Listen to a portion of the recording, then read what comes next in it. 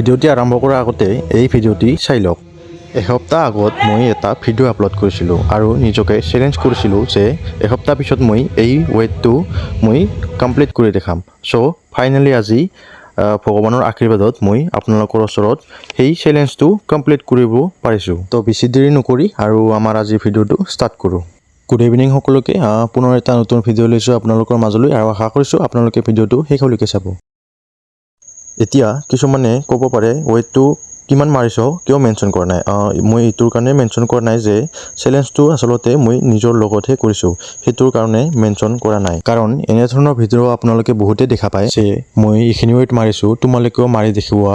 আমি ছ'চিয়েল মিডিয়াত চেলেঞ্জটো আনৰ লগত নহয়, আচলতে চেলেঞ্জটো আমি নিজক কৰিব লাগে যে এইটো মই এদিন হ'লেও কৰি দেখাম।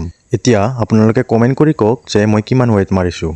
আৰু এতিয়া ফাৰ্ষ্ট যেতিয়া ট্ৰাই কৰিছিলোঁ এটা সৰু মিষ্টেক হৈ গৈছিলে যে যিজনে ছাপোৰ্ট কৰিছিলে তাই মানে বাৰটো টাচ কৰি দিলে।